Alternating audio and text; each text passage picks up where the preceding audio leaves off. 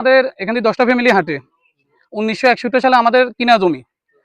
2023 সালে আমাদের panel chairman chiffon মেম্বারের ইন্ধনে এই গাড়াটা শফিউল্লাহ দনু আর হের লোকজনে কাটে ফেলে। কাটার পরে আমরা যখন কয়েকবার বৈঠক বসতে চাইছি, থানা থেকে আমাদের যে মানে বৈঠকে না বসি বারবার আমাদের ফাটাই দিচ্ছে, বিভিন্ন বাহানা দিয়ে কথাবার্তা বলি, ওই এলাকায় বৈঠক হবে ওইটা সেটা বলি। এইভাবে আমাদের গাড়াটা দিনের পর দিন আমরা পাই নাই। লাস্ট আমি শেখ হাসিনা যখন দেশ থেকে ফেলাই যায়, এরপর আমাদের এলাকার লোকজন সহ আমি গাড়াটা আবার হাঁটার রাস্তাটা ক্লিয়ার করছি। করার পরে তখন আমাদের এলাকার লোকজন বিএনপির যারা আছেন, জমাতে যারা আছেন, সামাজিকভাবে রাস্তাটা সবাই করে দিছে। করে দেওয়ার পরে উনি মানে নাই। তিনটা বৈঠক হয়েছে, এক বৈঠকে মানে নাই। তারপরে পারিবারিকভাবে ওনার পারিবারিক যারা আছে ওনারা সে একটা বৈঠক হয়েছে, ওই বৈঠকে উনি মানে নাই, না মানে চলে গেছে। চলে যাওয়ার পরে কিছুদিন আগে আমি গাড়াটা আবার এখান থেকে একটু কাজ করা দিতে চাইছিলাম, উনি আসি পুলিশ দিয়ে বাধা দিছে।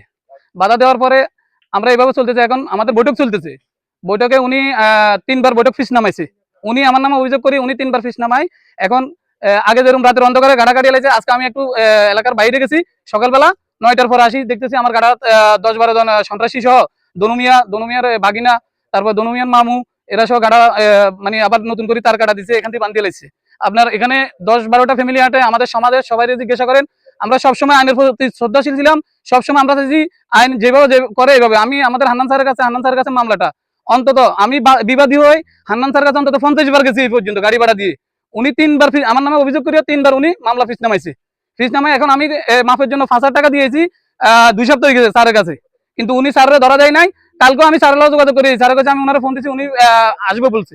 কিন্তু আজকে সকালবেলা দেখতেছি আমি নাই, আমার বাড়িতে কেউ না। আমার বাড়িতে আমি প্রবাসী মানুষ, আমাদের ফ্যামিলির সবাই বাইরে থাকে। এখন আমি বাইরে গেছি, উনি জানছে, তারপরে উনি গাড়াটা কেটে ফেলছে। আর এখানে লোকজন আছে, আপনারা একটু ওনাদেরও জিজ্ঞাসা করে দেখেন।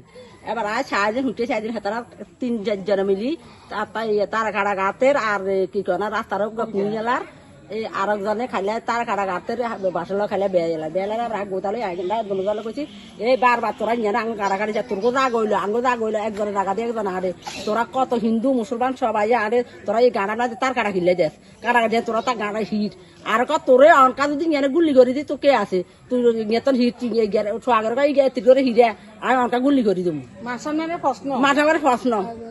এই গাড়া আমরা বিদেশ বাইরে আসলাম, এই গাড়া শিবন মেম্বার দিয়ে কাটাই।